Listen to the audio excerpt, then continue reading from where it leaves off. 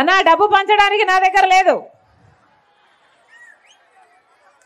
కానీ రాజశేఖర రెడ్డి బిడ్డ కాబట్టి మీ ప్రేమ మీ అభిమానం అంతా నా సొంతం అనుకుంటున్నా.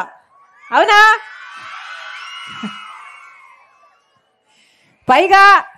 పైగా రవీంద్రనాథ్ రెడ్డి గారు మా మేనమామ. అవునా? రవీంద్రనాథ్ రెడ్డి గారు మా మేనమామ. ఆయన ఎన్ని డబ్బులు ఇచ్చినా నా కోసం ఇస్తున్నారని తీసుకోండి. మేనకోడలు కదా, మరి మేనకోడల కోసం ఆ మాత్రం చేయలేడా? అవునా?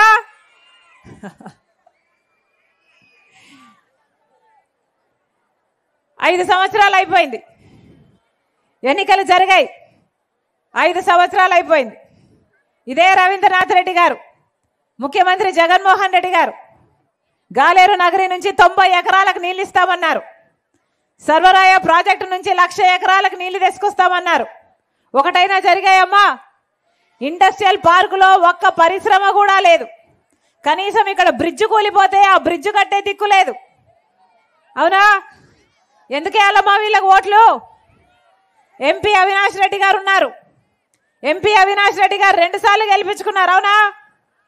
ఒక్కసారైనా కడప స్టీల్ ఫ్యాక్టరీ కోసం మాట్లాడా పార్లమెంటులో? కడప స్టీల్ ఫ్యాక్టరీ వస్తే విశాఖపట్నంలో మన రాష్ట్రానికి స్టీల్ ఫ్యాక్టరీ ఎలాగో కడప స్టీల్ ఫ్యాక్టరీ రాయలసీమకు అలాగా. అది సాధ్యం చేసుకుంటే ఎన్ని ఉద్యోగాలు వచ్చును. కానీ ఒక్కసారి కూడా ఎంపీ హోదాలో ఒక్కసారి కూడా అవినాష్ రెడ్డి గారు కొట్లాడలేదు. మరి వీళ్ళకి ఎందుకు ఓట్లు వేయాలి? ఢిల్లీకి వెళ్తున్నాడు, వస్తున్నాడు. దేనికి వెళ్తున్నాడు? సిబిఐ నుంచి ఆయన కాపాడుకోవడం కోసం వెళ్తున్నాడు, వస్తున్నాడు తప్పితే ప్రజల కోసం ఎప్పుడైనా పనిచేశారా? రవీంద్రనాథ్ రెడ్డి గారు సర్వరాయ్ ప్రాజెక్టు నీళ్లు ప్రజలకు రావడం లేదు, కానీ ఆయన చేపల చెరువుకు ఎరువుల చెరువుకు మాత్రం నీళ్లు వస్తున్నాయట. భావ్యమేనా తల్లి? భావ్యమేనా? మీకు నీళ్ళు ఇస్తామని చెప్పిన వాళ్ళు మీకు నీళ్ళు ఇయ్యకపోగా వాళ్ళ వ్యాపారాలకు వాడుకుంటున్నారు అంటే మరి వీళ్ళు ప్రజల నాయకులా? 5 సంవత్సరాలు గడిచిపోయాయి. 5 సంవత్సరాలు జగన్మోహన్ రెడ్డి గారు ముఖ్యమంత్రిగా ఉన్నారు. రాజశేఖర రెడ్డి గారు కూడా 5 సంవత్సరాలు మాత్రమే ముఖ్యమంత్రిగా ఉన్నారు. కానీ 5 సంవత్సరాలలో రాజశేఖర రెడ్డి గారు ఎంత సాధించారమ్మా? రైతులకు రుణమాఫీ అయితేనేమి, ఫీజు రీయింబర్స్మెంట్ అయితేనేమి, ఆరోగ్యశ్రీ అయితేనేమి, 40 లక్షల పేద కుటుంబాలకు ఇల్లులు కట్టడం అయితేనేమి, ఇలాంటి ఎన్ని చేశాడు రాజశేఖర రెడ్డి గారు. జల యజ్ఞం అయితేనేమి, ఎన్ని అభివృద్ధి పనులు చేశాడు రాజశేఖర రెడ్డి గారు. మరి చిరస్థాయిగా నిలిచిపోయాడే రాజశేఖర రెడ్డి గారు 5 సంవత్సరాలు పనిచేసినందుకు.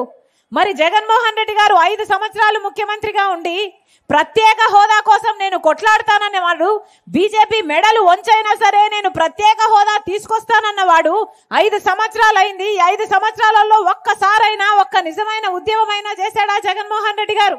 మరి రాజశేఖర రెడ్డి గారి కొడుకై ఉండి ఆయన ఆశయాలను నిలబెట్టాల్సిన రాజశేఖర రెడ్డి గారి కొడుకు కనీసం రాజశేఖర రెడ్డి గారు వదిలి వెళ్లిపోయిన ప్రాజెక్టులైనా పూర్తి చేశాడా? 42 ప్రాజెక్టులు, 54 ప్రాజెక్టులు రాజశేఖర రెడ్డి గారు మొదలు పెడితే 12 ప్రాజెక్టులు ఆయనే పూర్తి చేశాడు. 42 ప్రాజెక్టులు మిగిలిపోయాయి. ఆ 42 ప్రాజెక్టులు జగన్మోహన్ రెడ్డి గారు నేను ముఖ్యమంత్రి అయితే మా నాన్న చేయాలనుకున్న ప్రాజెక్టులు నేను పూర్తి చేస్తానని చెప్పిన జగన్మోహన్ రెడ్డి గారు 5 సంవత్సరాలు గడిచిపోయింది. సగమైనా చేశాడా? కాలైనా చేశాడా? 10వ వంతైనా చేశాడా? ఎక్కడ చేశాడు? రైతుని ఎలా చూసుకున్నాడన్నా రాజశేఖర రెడ్డి గారు నెత్తిన పెట్టుకున్నాడు.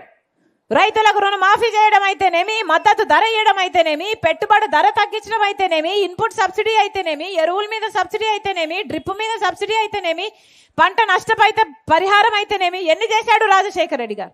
అందుకే కదా ఆ రోజు వ్యవసాయం పండుగ అయింది. మరి ఇప్పుడు రైతులు ఎలా ఉన్నారు? వ్యవసాయం దండగా చేశాడు జగన్మోహన్ రెడ్డి గారు. కనీసం మద్దతు ధర లేదు, పండించిన పంటకు విలువ లేదు, రైతన్న వాడికి గౌరవం లేదు, మొత్తం అప్పుల పాలైపోయారు. 3,000 కోట్లు ప్రతి సంవత్సరము జగన్మోహన్ రెడ్డి గారు ధర స్థిరీకరణ నిధి కోసం, మద్దతు ధర కోసం పక్కన పెడతానన్నాడు. రైతుల కోసం ఒక్క సంవత్సరమైనా 3,000 కోట్ల రూపాయలు పక్కన పెట్టాడా జగన్మోహన్ రెడ్డి గారు? పెట్టలేదు. 4,000 కోట్ల రూపాయలు పంట నష్టపోతే పంట నష్టపరిహారం కింద పక్కన పెడతానన్నాడు. ఒక్క సంవత్సరమైనా 4,000 కోట్లు పక్కన పెట్టాడా? ఇదిగో పంట నష్టపోయారా అని మీకు డబ్బులు ఇచ్చాడా? కనీసం డ్రిప్ వేసుకోవడానికి కూడా దిక్కు లేకుండా పోయిందే. మరి ఇదేనా రాజశేఖర రెడ్డి గారి ఆశయాలను నిలబెట్టడం అంటే?